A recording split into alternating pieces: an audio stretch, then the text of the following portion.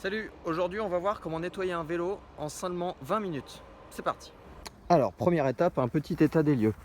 Donc, la transmission, avec déjà quelques kilomètres, effectivement, elle est bien sale. Tout est poussiéreux, les jantes aussi. Voilà, les joints sont très sales.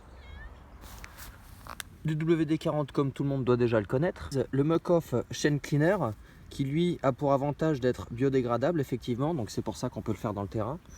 Le WD-40 au PTFE, le nettoyant Hope, le Sheet Shifter, du Muc-Off 94, c'est également aussi un spray avec du PTFE, donc le PTFE c'est du téflon.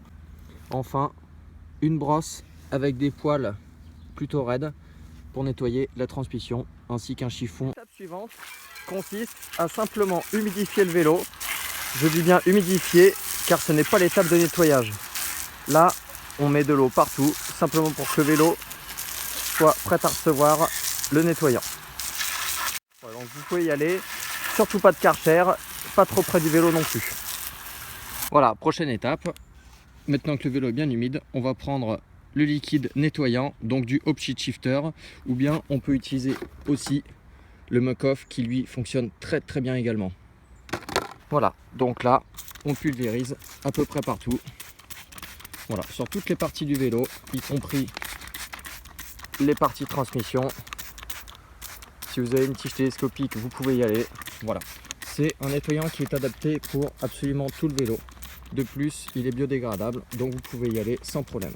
Voilà, maintenant que le vélo est bien humidifié avec toute la mousse Sheet Shifter qui va imprégner, maintenant on va pouvoir faire la transmission. Donc c'est là que le Chain Cleaner de Muc-Off vient intervenir. Voilà, vous en pulvérisez sur votre transmission. Ensuite, une fois que le produit est bien imprégné sur la transmission, on utilise la brosse et on va tout simplement frotter la transmission avec pour que les impuretés qui sont profondes puissent disparaître. Donc voilà, vous faites très attention à cette étape puisque le nettoyage de la transmission est très important concernant la durée de vie de ces éléments. Voilà, donc là on va bien le faire, y compris sur la chaîne. Voilà, cette étape doit durer à peu près 3 à 4 minutes, histoire de bien tout dégraisser comme il faut et de faire quelques tours de pédalier. Après passage de la brosse et du nettoyant, on obtient une transmission très sale qui est vraiment imbibée de toute la crasse qui s'est accumulée effectivement de partout. L'étape suivante consiste à rincer le vélo. Allez, c'est parti.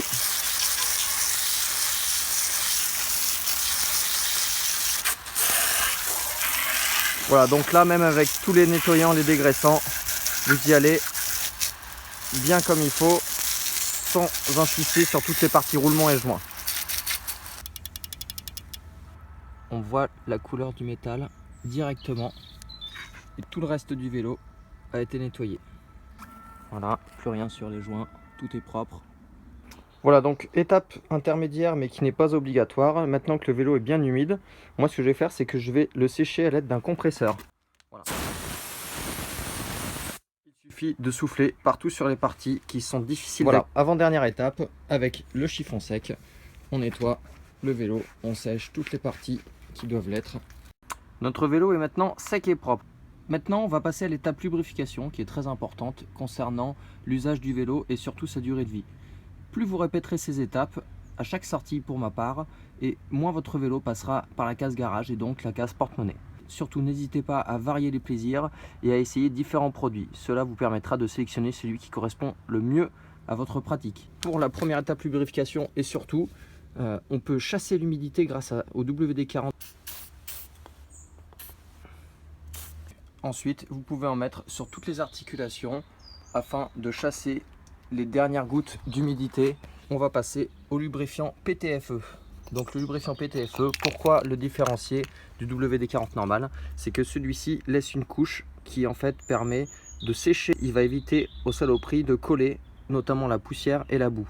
Il est également recommandé pour l'usage des joints de fourche et d'amortisseurs. Sur nos joints de fourche, on va pouvoir en appliquer quelques gouttes seulement. Pour réviser, on met du WD-40 sur les points d'articulation du dérailleur, sur les petites parties qui sont sujettes à retenir l'humidité. Ensuite, on passe à l'étape lubrification au PTFE.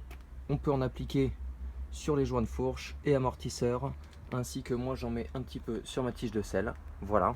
Et enfin, dernière étape, la lubrification de chaîne qui doit être faite avec un lubrifiant différent de celui qui est utilisé pour lubrifier le reste du vélo. Pourquoi? Puisque la chaîne est sujette à des frictions beaucoup plus importantes que le reste du vélo. Donc là, j'ai un lubrifiant sec puisque nous sommes dans une période où la pluie est assez rare. Ensuite, il faut utiliser un lubrifiant humide. C'est marqué de toute manière sur l'emballage à chaque fois. Lubrifiant humide qui pourra permettre de le protéger lors des conditions boueuses. Voilà, et ensuite, il suffit d'en appliquer quelques gouttes sur la transmission et de faire quelques tours de pédalier comme ça.